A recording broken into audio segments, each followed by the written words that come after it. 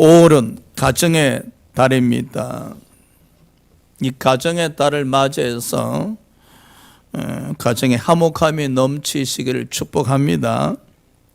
오늘 본문은 요셉이 애굽 총리가 되어서 이제 가나안 땅에 계시는 아버지 야곱과 그리고 형제들과 그리고 형제들의 자녀들을 애굽에 초청해서 함께 살고자 하는 모습입니다. 이 요셉의 효를 통해서 우리가 어떤 자세로 효를 하며 또 어떤 자세로 영적으로 효를 다해야 될 것인가 한번 알아보고자 합니다. 첫 번째, 마음에 모셔라. 3절입니다. 합독합시다. 시작. 요셉이 그 형들에게 이르되 나는 요셉이라. 내 아버지께서 아직 살아 계시니까 형들이 그 앞에서 놀라서 대답하지 못하더라. 요셉이 자신의 신분을 밝히면서 아버지가 살아 계십니까? 라고 지금 질문하는 모습이죠. 요셉은 17세에 노예로 잡혀와서 애굽의 총리 되기까지 항상 마음에 아버지를 모시고 있었습니다. 아버지에 대한 그리움, 아버지에 대한 사모함, 아버지에 대한 보고 싶음. 그렇지만 애굽에 머물러 있다 보니 가나안 땅으로 달려갈 수가 없었었죠. 그래서 늘 아버지를 마음에 모시고 있었지만은 아버지 안부가 궁금했었죠. 그래서 형들을 만났었을 때 첫 번째 질문이 아버지 살아 계십니까? 아버지가 살아 계셔야만이 뵐 수가 있고 효를 다할 수 있기 때문이었습니다.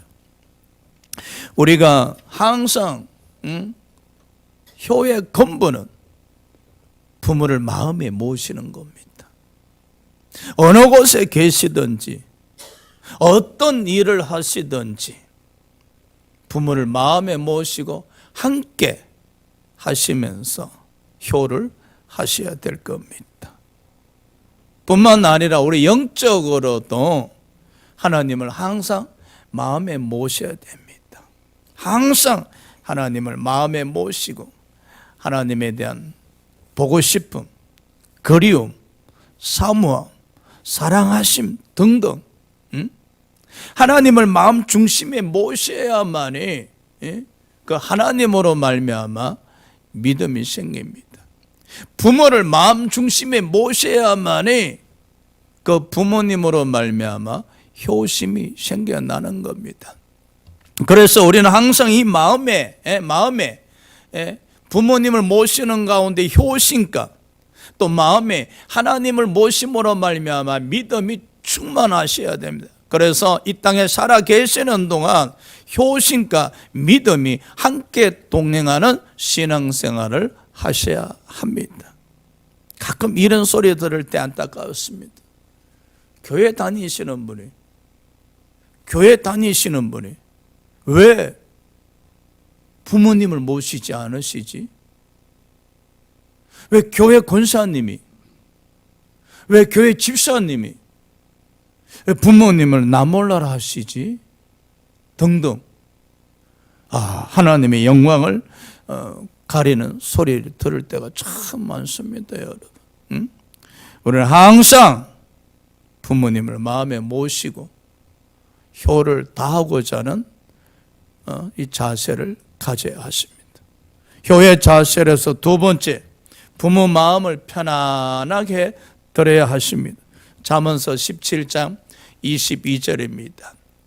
마음의 즐거움은 양약이라도 심령의 근심은 뼈를 마르게 하느니라. 그렇지요. 부모 마음을 즐겁게 해드리셔야 됩니다. 부모 마음을 편안하게 해드리셔야 됩니다. 그래서 나이 드신 부모와 싸워서 이기려고 하지 마세요.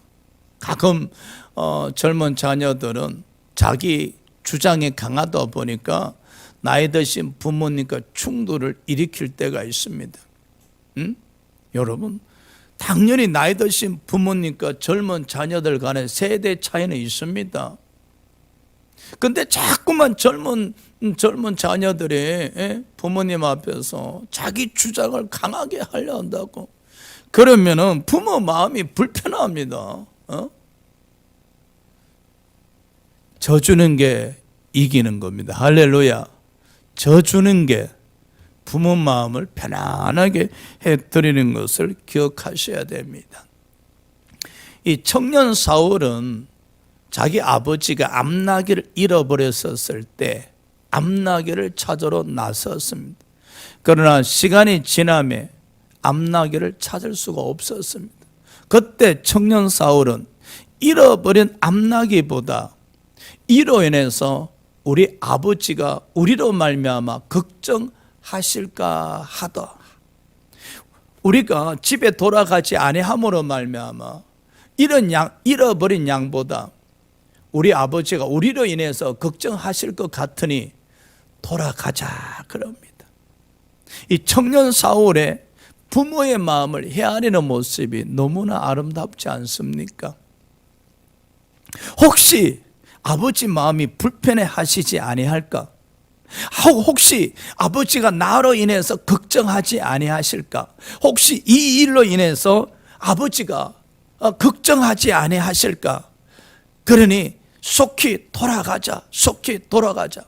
자식이 부모 마음을 헤아리는 것은 부모 마음을 편안하게 해드릴 수가 있는 것입니다, 여러분. 부모님이 살아 계신다면은 부모 마음을 편안하게 해드리시기 바랍니다. 할렐루야. 우리가 영적으로도 마찬가지입니다. 하나님을 모시고 신앙생활을 하지 않습니까? 하나님이 항상 기뻐하는 일을 하셔야 됩니다. 예수께서도 이러시되 나는 아버지가 기뻐하시는 일만 하신다 하셨습니다. 그렇죠? 저와 여러분들도 하나님이 기뻐하시는 일만 행할 때에 하나님께서 편안해 하실 겁니다. 항상 효는 내 뜻대로 하는 것이 아닙니다.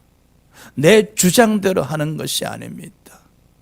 부모 마음을 헤아려 가면서 부모 마음을 편안하게 해드리는 것이 효이며, 우리 신앙생활도 마찬가지입니다. 하나님을 기쁘게 해드리는 것이 가장 큰 영적 효임을 기억하시기 바랍니다. 효의 자세로서 세 번째, 소식을 알리자 9절입니다.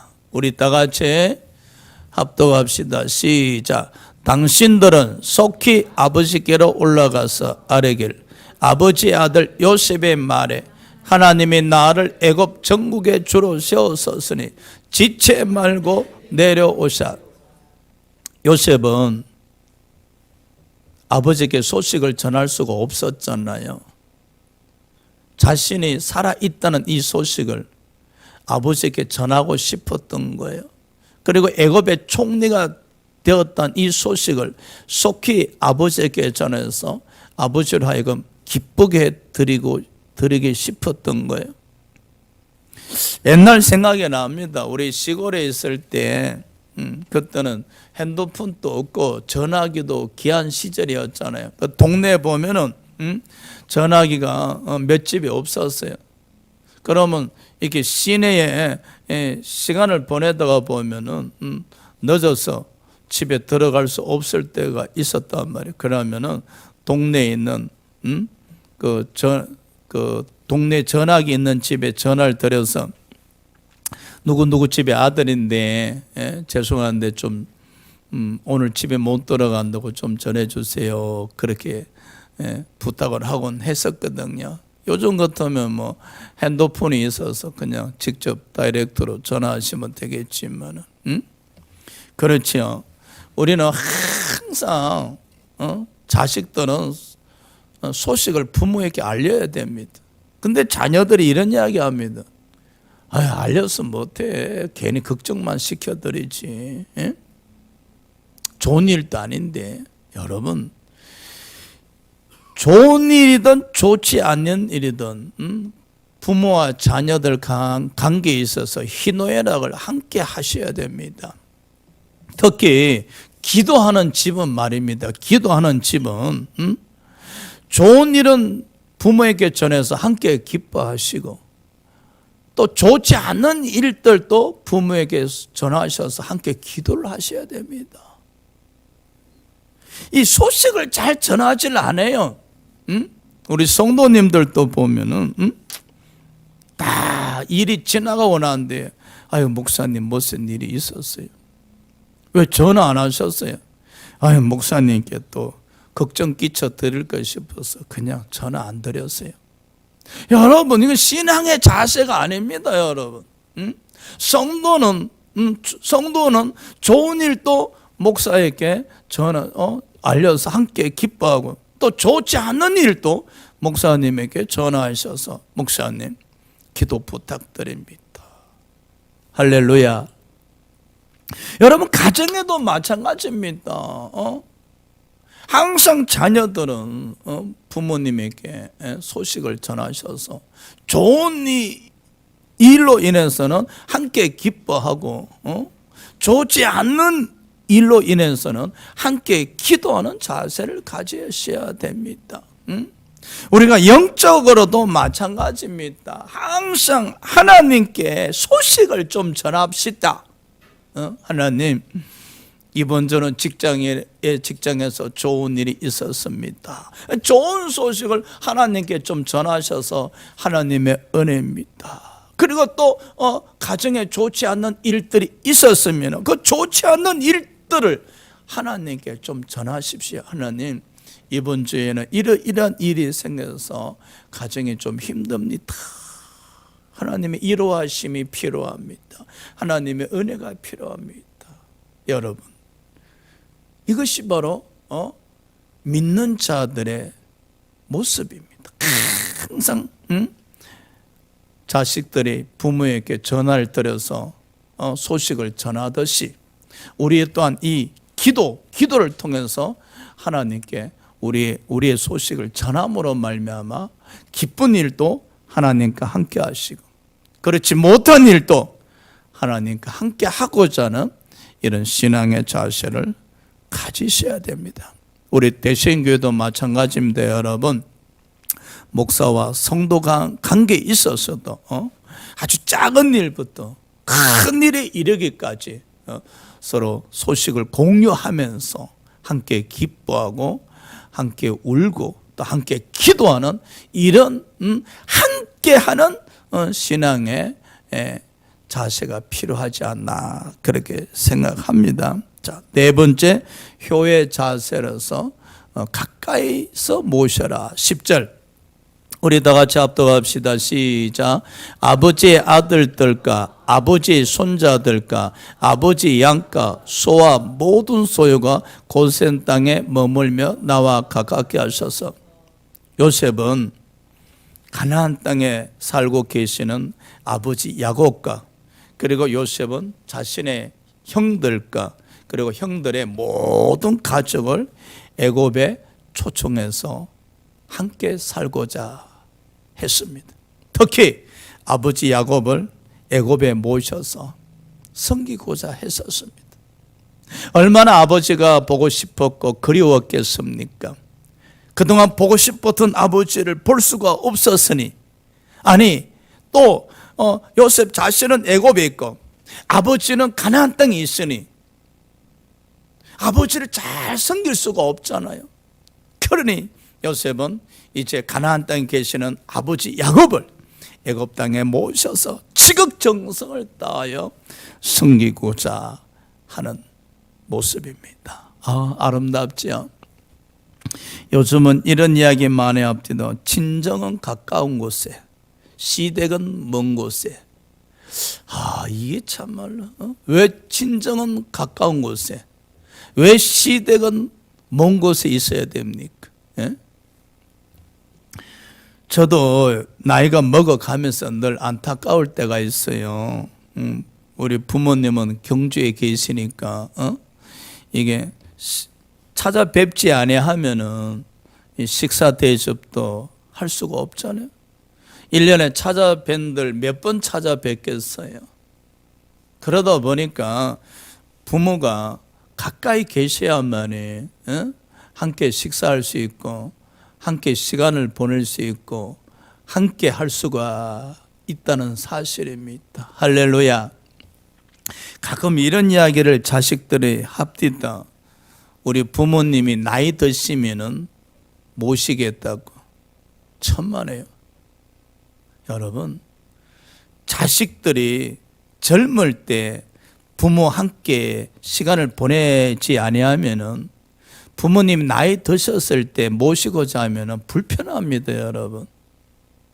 젊을 때부터 늘 부모와 이렇게 함께하는 시간이 많을 때 나이 드신 부모님을 자연스럽게 모실 수가 있는 거예요.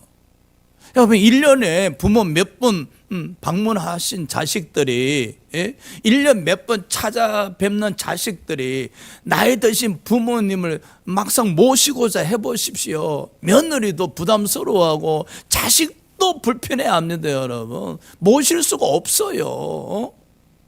그러니 앞으로 나이 드신 부모님이 나이 드시면 모시겠다, 이런 그 부여의 소리는 하면 안 됩니다, 여러분. 젊을 때 부모님 가까이 함께 하시면서 모시기 바랍니다. 할렐루야. 그렇죠. 옛말에 멀리 있는 친척은 이웃보다도 못하다는 말처럼요, 효는 가까이 두고 섬길 때 자주 찾아가서 뵐 수 있으며 부자지간의 사랑이 더욱더 넘친다고 그렇게 이야기합니다. 오늘 요셉이 참 아름답잖아요. 아버지를 애굽 땅에 모셔서 내가 늘 매일매일 아버지를 뵙고 아버지와 함께 시간을 보내야 되겠다.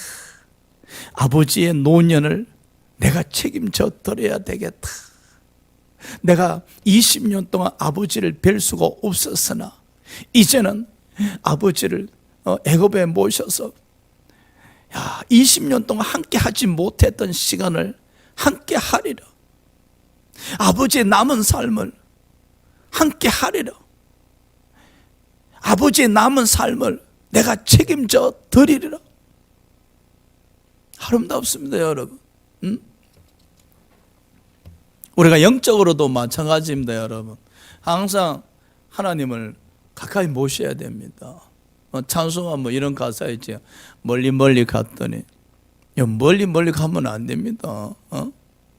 시간이 지나면 지날수록 하나님께로 가까이 다가오셔야 됩니다. 할렐루야. 신명기 4장 7절에 기도는 하나님께로 가까이 다가간다 하셨습니다. 우리가 하나님께 기도 드림으로 말미암아 우리 마음이 하나님께로 가까이 다가가셔야 됩니다. 우리가 구말리 계신다면 어떻게 하나님을 가까이 모실 수 있겠습니까? 그렇죠? 가까이 모실 수가 없습니다, 여러분. 그래서 말씀을 날마다 되새김하시기 바랍니다. 말씀 되새김을 통해서 항상 하나님을 가까이 모셔야 됩니다. 그래서 예수께서 말씀하시길 내 안에 너희가 있고 너희 안에 내가 있다. 이 함께 말입니다. 함께라는 단어가 참 아름답죠. 예수께서도 말씀하셨죠. 내가 너와 함께하리라. 이 이마누엘이거든요. 이 이마누엘의 축복을 가지셔야 됩니다. 육신의 부모와도 함께 시간을 보내시고 하나님과도 함께 하는 신앙생활을 하셔야 됩니다. 우리가요, 부모와 함께 하시다가 보면은, 여러분, 부모와 함께 하시다가 보면은, 부모가 뭘 필요하시는지 알 수가 있잖아요. 부모와 가까이 함께 하실 때 부모 생각을 알 수가 있잖아요. 또 부모에게 무엇이 필요한지 우리가 보충해 드릴 수가 있잖아요. 근데 구말리 떨어져 계신다면은 어떻게 무엇이 필요한지 어떻게 또 섬길 수 있겠습니까? 우리 신앙생활도 마찬가지입니다. 늘 하나님께로 가까이 다가가는 사람만이 하나님이 나를 통해서 무엇을 이루고자 하시는지 알 수가 있잖아요.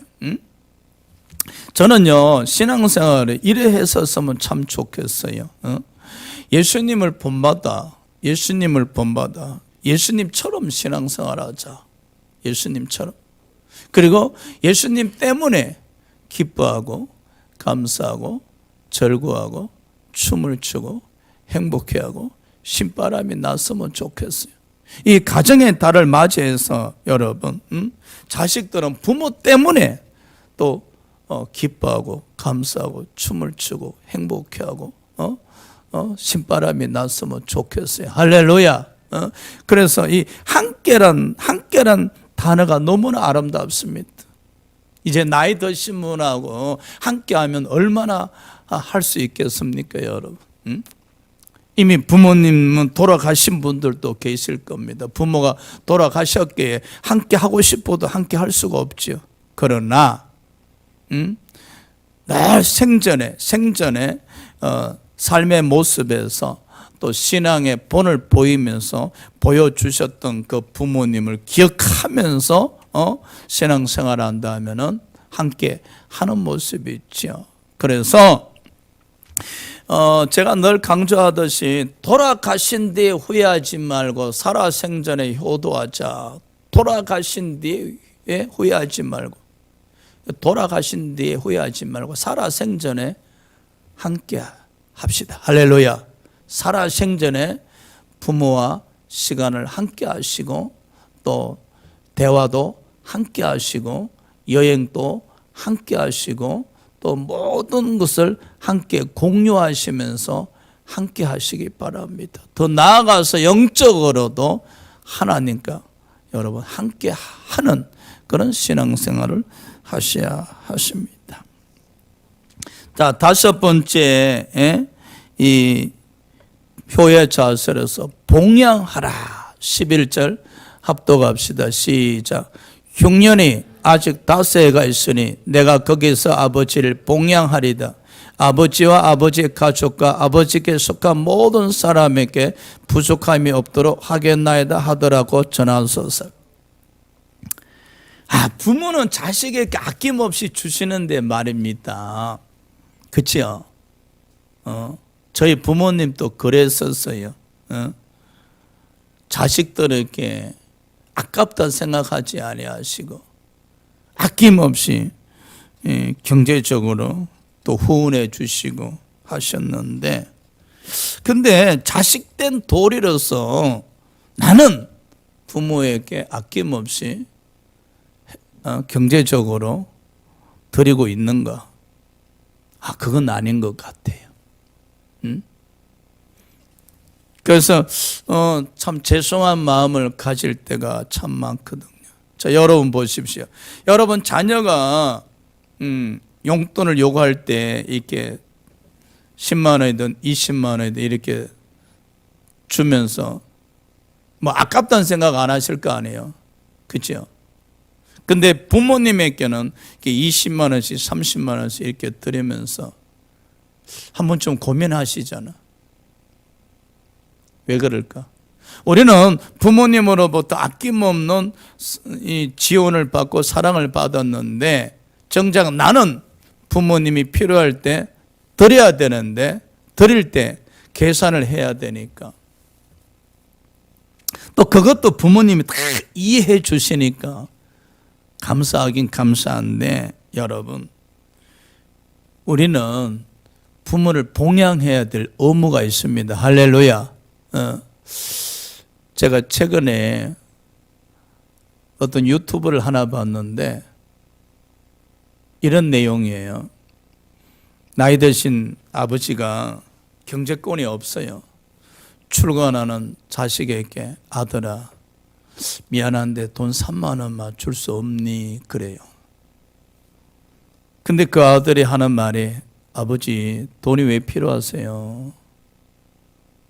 저 돈이 없어요 하고 아들이 아버지의 소원을 뿌리치고 그냥 출근하고자 하는 거예요. 그때 그 집 며느님이 뛰어나가면서 자기 남편에게 여보 잠시 우리 애들 반찬감도 준비해야 되고 학원비도 필요하니까 당신 지갑에 있는 돈을 내놔라 그럽니다.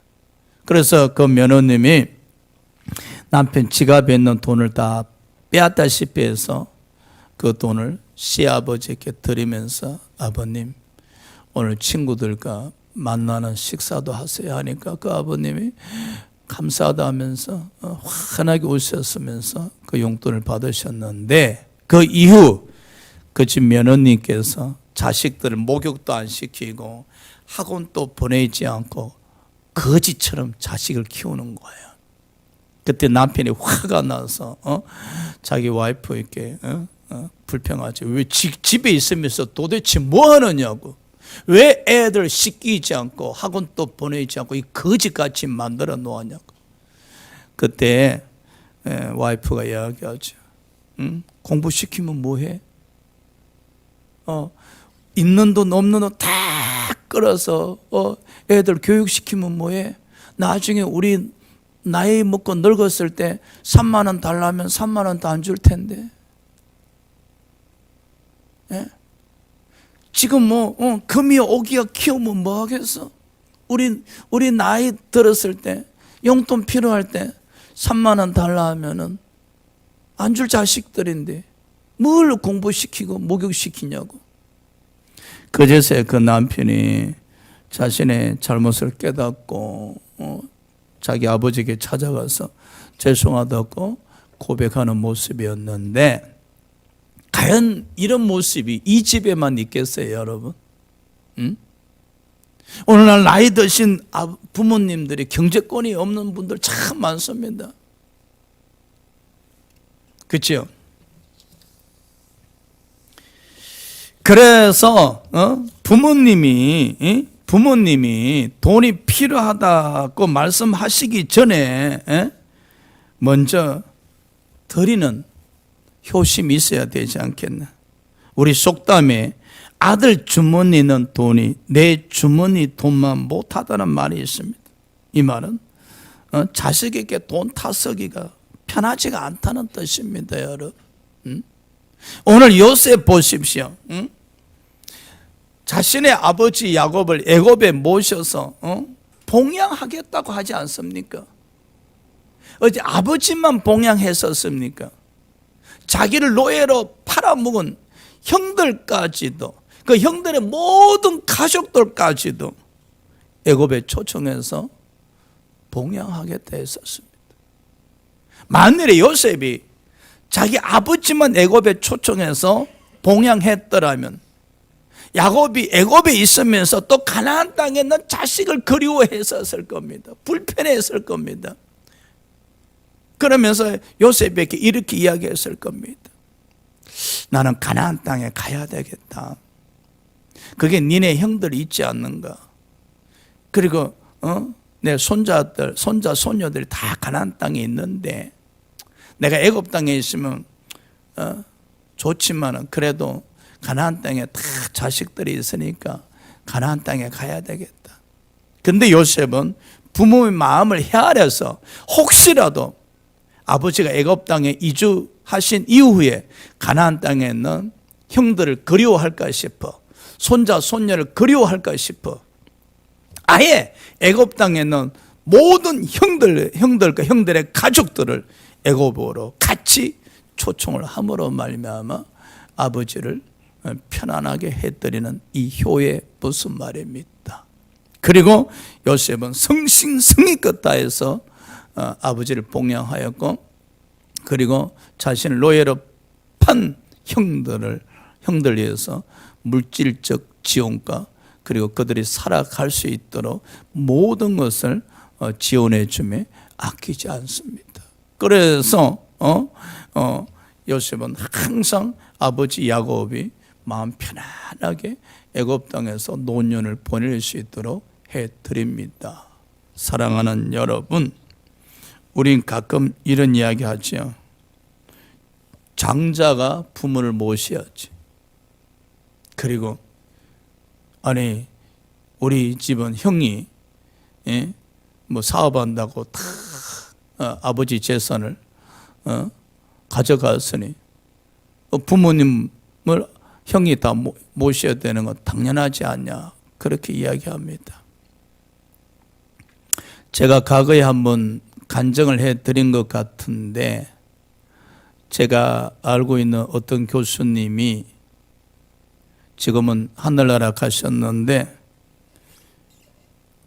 그 집에 부모님의 재산은 거의 장자가 가져가셨어요. 그런데 둘째임에도 불구하고 부모님이 살아생전에 경제적 지원을 아끼지 아니하셨는데, 그 이유인정 자식 도리로서 다 하는 겁니다. 할렐루야. 딱 한마디였어요. 형이 비록 아버지의 재산을 다 상속받으셨으나 자신 또한 자식이란 거예요. 상속을 받든 받지 않든 자식이기에 자식의 도리를 다 해야 되지 않겠는가. 아름다운 고백입니다, 여러분. 이 시대는 그렇지가 않습니다, 여러분. 조금이라도 더 받은 자에게 부모를 책임져라고 이야기합니다. 우리는 그러지 맙시다. 모실 수 있는 여유가 되면은 모셔야 됩니다. 할렐루야. 봉양할 수 있는 여유가 되면 봉양하도록 하셔야 됩니다. 왜? 상속 액수와 상관없이 자식의 도리로서 다 해야 되잖아요. 여러분, 교회에서도 마찬가지입니다, 여러분. 교회에서도 이 교회가 유지가 되도록 우리가 물질로도 섬기셔야 됩니다. 마음만 이렇게 여러분 드린다면은 교회가 유지가 될 수가 없잖아요. 그렇죠? 우리가 물질로도 하나님을 섬김으로 말미암아 그 물질을 통해서 선교도 감당할 수 있고 구제도 감당할 수 있고 교회가 유지할 수가 있습니다. 마찬가지로 이 5월달에 가정의 달을 맞이해서 부모를 마음으로도 섬기며 물질적으로도 섬기는 효의 자세를 가지셔야 합니다. 6번째 효의 자세의 마지막으로 전도하셔야 됩니다. 사도행전 2장 21절 우리 다 같이 합독합시다. 시작. 누구든지 주의 이름을 부르는 자는 구원을 받으려 하였느니라. 미국의 어떤 목사님의 간증입니다. 굉장히 유명하신 분인데 하루는 자기 부모들이 지옥에 가 있는 모습을 보신 것 같아요. 그 부모가 예수 믿지 않고 죽으셨기에. 그래서 이 따님 목사님은 식음을 전폐하다시피 하면서 날마다 지옥에서 고통당하는 그 부모로 인해서 울 수밖에 없었어요. 너무 마음이 아픈 거예요. 한 열흘 좀 지났었을 때 하나님의 음성이 들렸습니다. 사랑하는 딸아, 내 부모를 보니 마음이 아프지. 그러니 이 세상 사람들 중에 더 이상 너의 부모와 같이 지옥에 오지 않도록 너가 복음을 전하거라. 그렇습니다. 그래서 이 목사님이 그제야 정신을 차리고 더 이상 이 세상의 많은 사람들이 지옥 가지 않도록 하기 위해서 목숨을 바쳐가면서 복음을 전하고 있다는 겁니다. 여러분, 살아생전에 부모에게 용돈 드리고 자주 찾아뵙고 참 좋은 일입니다. 그렇지만 그 부모가 예수를 믿지 아니한다면은 지옥 갑니다, 여러분. 여러분의 믿음으로 천국 가는 거 아닙니다. 부모가 예수 믿지 아니하신다면은 지옥 갑니다. 살아생전에 물질적 효 당연한 겁니다. 찾아뵙는 효 당연한 겁니다. 날마다 소식 전하는 효, 당연한 겁니다. 이 당연한 걸 모두 다 했다 해서 모든 걸 다 한 것이 아닙니다. 이 모든 것을 다 했다 할지라도 부모가 예수를 믿지 않고 돌아가신다면 여러분은 그 부모님 영정 앞에서 믿는 자로서 어떤 마음을 가질까요? 내가 살아생전에 용돈을 많이 드렸었으니까 위로가 되겠어요? 살아생전에 자주 찾아 뵀었으니까 위로가 되시겠어요? 살아생전에 성심성의껏 다해서 봉양했기에 위로가 되겠어요? 부모님이 예수 믿지 않고 돌아가신 상태에서 그 영정을 들여다본 믿는 자녀의 마음은 과연 어떨까? 지옥에서 고통당할 것을 생각한다 하면은 과연 영정을 쳐다볼 수 있을까? 돌아가신 뒤에 가슴 치면서 통곡하지 말고 살아생전에 부모에게 복음을 전하시기 바랍니다. 할렐루야. 가셔서 말씀하세요. 어머님, 제가 잠을 못 잡니다. 왜 아들아 잠을 못 자니? 어머님이 지옥 갈 것 생각하면, 어머님이 지옥 가실 것 생각하면 제가 잠이 오지 않습니다. 고통스럽습니다. 어머니, 나를 위해서라도 교회 좀 다니시죠. 협박에 아닌 협박을 하더라도, 옵션을 하더라도 여러분 부모가 예수 믿으셔야 됩니다. 할렐루야. 효 중에 최고의 효입니다.